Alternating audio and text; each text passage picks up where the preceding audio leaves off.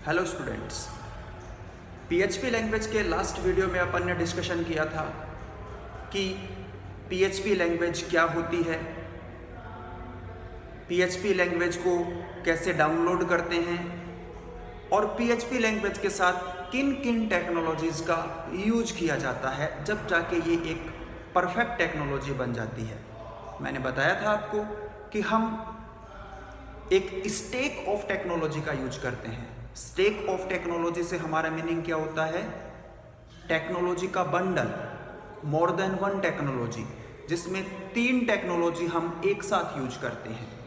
जिसमें मैंने एक वेब सर्वर बताया था आपको, एक RDBMS बताया था आपको और एक प्रोग्रामिंग लैंग्वेज बताई थी आपको।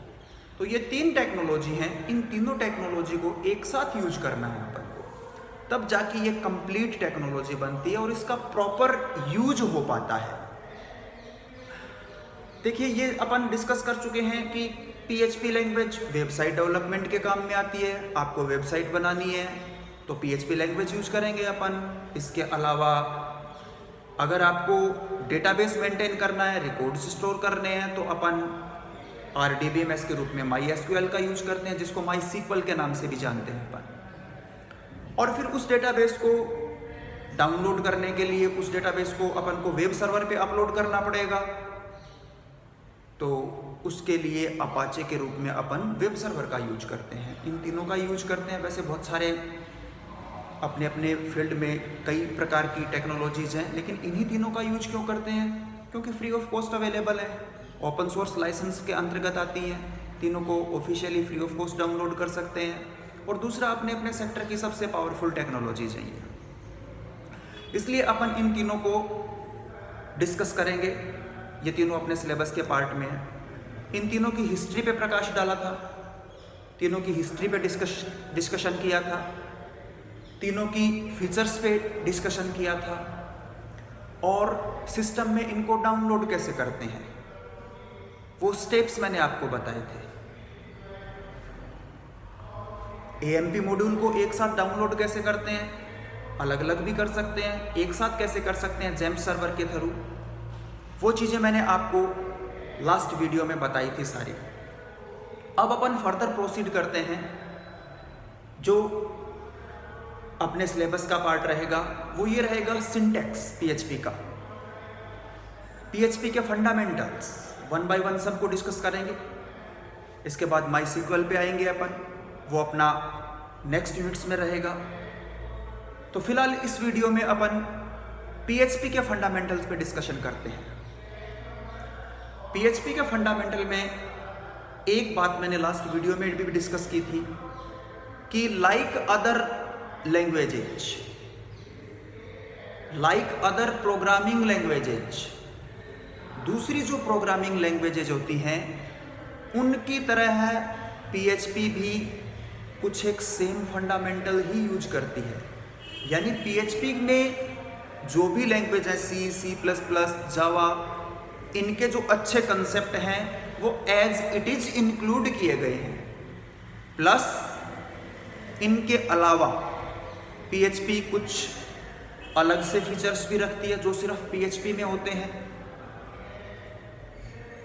फॉर एग्जाम्पल, अगर अपन एक एग्जाम्पल के थ्रू इसको समझें, आपने पीछे छोटी क्लासेस में जो भी लैंग्वेज पढ़ी है, चाहे C पढ़ी हो, चाहे C++ पढ़ी हो, उन सब में आपने लूप का कंसेप्ट पढ़ा है, लूपिंग का कंसेप्ट पढ़ा है, जिसका दूसरा नाम रिपीटिंग स्टेटमेंट होता है, इटरेटिव स्टेटमेंट्स होता है। लूप्स क्या होते हैं? लूप्स बेसिकली प्रोग्रामिंग लॉजिक होता है जिसमें अपन रिपीटिशन से बच सकते हैं, स्टेटमेंट के रिपीटिशन से अपन बच सकते हैं, बार बार रिपीट होने वाले स्टेटमेंट से बच सकते हैं। लूप्स की हेल्प से अपना टाइम बचता है। फॉर एग्जाम्पल, एक नंबर को अपन को प्रिंट करना है तो एक इंस्ट्रक्शन लिखना पड़ेगा। 1 और 2 नंबर प्रिंट करने हैं, 2 इंस्ट्रक्शन लिखने पड़ेंगे। 10 नंबर प्रिंट करने हैं, 10 इंस्ट्रक्शन लिखने पड़ेंगे।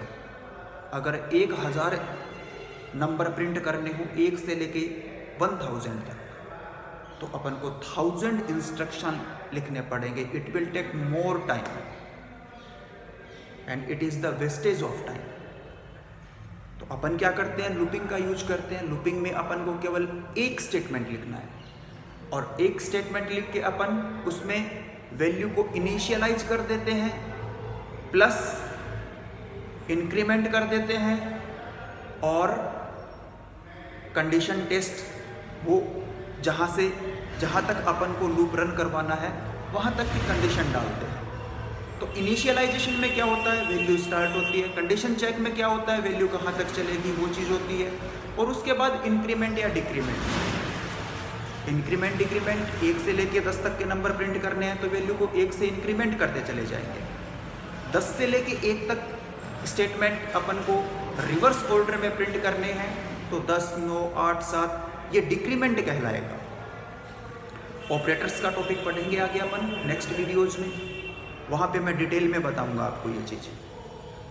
टेस्ट कंडीशन में कंडीशन चेक होती है, इनिशियलाइजेशन में वैल्यू की स्टार्टिंग वैल्यू दी जाती है। मैंने बताया 1 से 10 तक के नंबर प्रिंट करने हैं तो इनिशियलाइजेशन होगा 1 तक, 1 से करेंगे। अगर 0 से 10 तक के नंबर प्रिंट करने हैं तो इनिशियलाइजेशन करेंगे अपन 0 से। तो इस तरीके से इनिशियलाइजेशन होता है। टेस्ट कंडीशन में 10 तक के नंबर प्रिंट करने हैं तो कंडीशन में 10 डालेंगे। 1000 तक के नंबर प्रिंट करने हैं तो 1000 डालेंगे अपन। तो ये पूरा लूप का स्ट्रक्चर होता है। तो लूपिंग के कंसेप्ट की बात करें तो छोटी क्लासेज में आपने चाहे सी लैंग्वेज पढ़ी हो, चाहे C++ लैंग्वेज पढ़ी हो, उनमें अपन ने 3 तरीके के लूप पढ़े थे। पहला लूप था आपका फॉर लूप, दूसरा लूप था आपका व्हाइल लूप, तीसरा लूप था आपका डू व्हाइल लूप। मैंने अभी आपको बताया कि PHP एक प्रोग्रामिंग लैंग्वेज है और जो बेसिक फंडामेंटल्स होते हैं प्रोग्रामिंग लैंग्वेज के वो PHP में एज इट इज इंक्लूड किए गए हैं। तो PHP में ये तीनों लूप तो अपन को स्टडी करने ही करने हैं। ये तीनों लूप तो एज इट इज इंक्लूड हैं, प्लस इनके अलावा PHP एक लूप और रखती है जिसको अपन फॉर ईच लूप के नाम से जानते हैं। तो PHP में हम 4 लूप पढ़ेंगे। पहला लूप फॉर लूप, दूसरा लूप व्हाइल लूप, तीसरा लूप डू व्हाइल लूप और चौथा loop for each loop. For each loop का यूज मैं एक बार जस्ट रेफरेंस के लिए आपको बता देता हूँ। जब अपन लूपिंग का कंसेप्ट पढ़ेंगे तब डिटेल में इनको डिस्कस करेंगे। फॉर ईच लूप का यूज एरे में किया जाता है। एरे का मतलब आप समझते हो साहब, कलेक्शन ऑफ सिमिलर डेटा। एक जैसे डेटा का कलेक्शन होता है उसको अपन एरे के नाम से जानते हैं। फॉर एग्जाम्पल स्टूडेंट हो गया, स्टूडेंट नाम से एरे बना लिया तो अपन उसमें विभिन्न प्रकार के स्टूडेंट्स के नेम हैं वो स्टोर कर सकते हैं। कलर नाम से एरे बना दिया तो विभिन्न प्रकार के कलर होते हैं, रेड, ग्रीन, पिंक, येलो, इनको स्टोर कर सकते हैं। ये सब एलिमेंट्स कहलाते हैं। तो विभिन्न प्रकार के एक जैसे एलिमेंट्स होते हैं, उनका कलेक्शन जो होता है उसको अपन एरे के नाम से जानते हैं। और एरे के अंदर अपन किसका यूज करते हैं, फॉर ईच लूप का यूज करते हैं। फिर अपन कंडीशनल स्टेटमेंट्स पे बात करते हैं। जो कंडीशनल स्टेटमेंट इफ एल्स वाले जो आपने छोटी क्लासेज में पढ़े हैं, चाहे वो C लैंग्वेज में पढ़े हों, चाहे C++ में पढ़े हों, as it is PHP language में होंगे। There would be no difference at all. तो वहाँ पे आपने पढ़ा है, अच्छी बात है, और अच्छे से समझ में आएगा। अगर नहीं पढ़ा है, you need not to worry about that. कोई टेंशन लेने की जरूरत नहीं है। मैं सारा डिस्कशन करूँगा यहाँ पे, सारा समझाऊँगा आपको यहाँ पे। तो कंडीशनल स्टेटमेंट अपना एज इट इज इंक्लूड है, प्लस इसके अलावा फंक्शंस हैं, अदर फंडामेंटल्स हैं।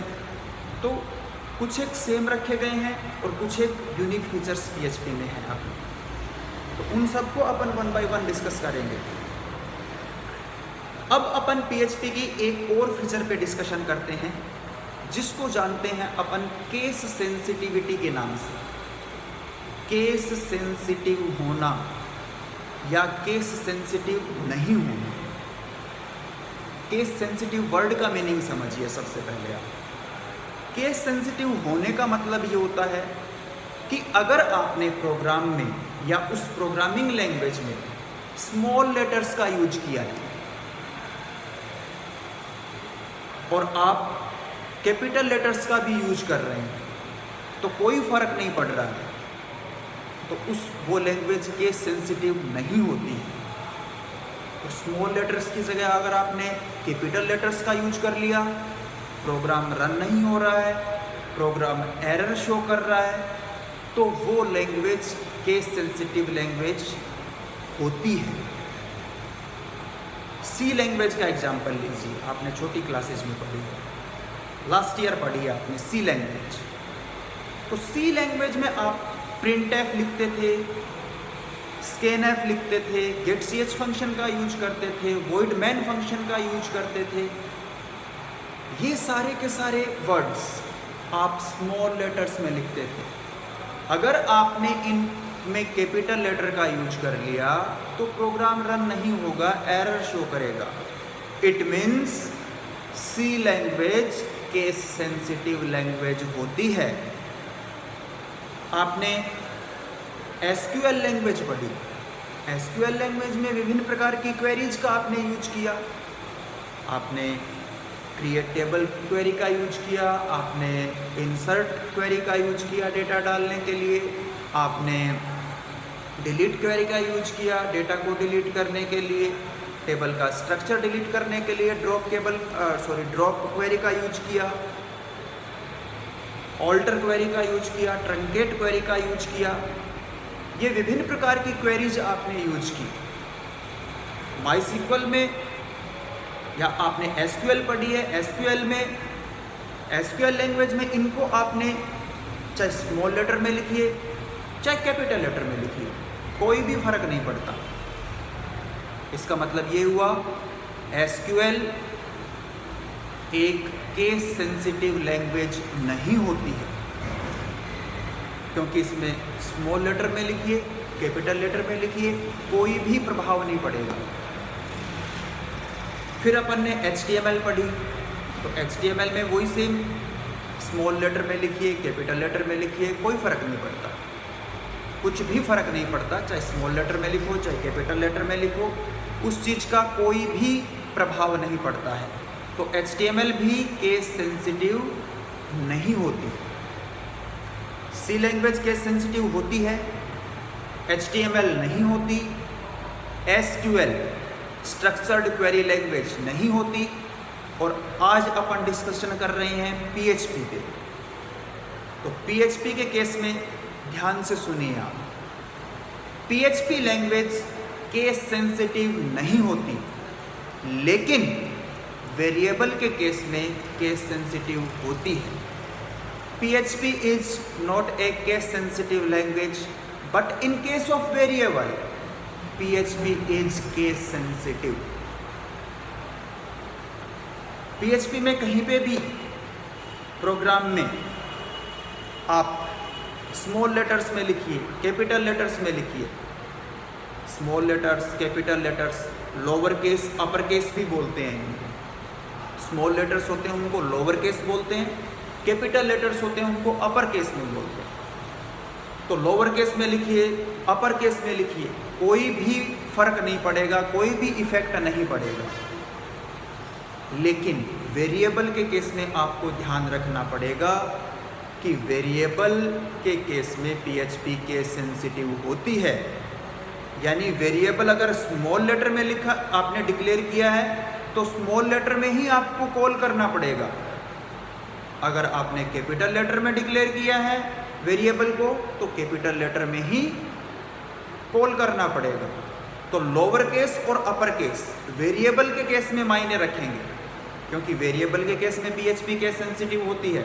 बाकी और कहीं पे भी पूरे प्रोग्राम में या पूरी HP प्रोग्रामिंग लैंग्वेज में आप स्मॉल लेटर्स में लिखो कैपिटल लेटर्स में लिखो कोई फ़र्क नहीं पड़ता।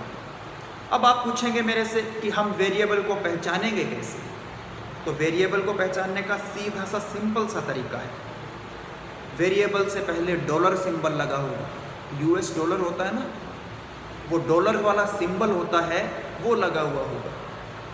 तो डॉलर के आगे जो कुछ भी लिखा है, वो चाहे कैरेक्टर लिखा हो, वो चाहे स्ट्रिंग लिखी हो, वो आपको वैसी की वैसी कॉल करनी पड़ेगी। जैसे आप डिक्लेरेशन करते हैं वैसे की वैसी आपको कॉल करनी पड़ेगी। स्मॉल लेटर में है तो स्मॉल में, कैपिटल में है तो कैपिटल में। वेरिएबल होता क्या है? जिसकी वैल्यू वेरी करती रहती है। देखिए दो चीज़ें होती हैं, एक कांस्टेंट होता है, एक वेरिएबल होता है। कांस्टेंट की वैल्यू हमेशा स्थिर रहती है, जो चेंज नहीं होती। फॉर एग्जांपल कोई भी न्यूमेरिक वैल्यू ले लीजिए आप, 5, 7, 10, ये सारी कांस्टेंट वैल्यू होती है।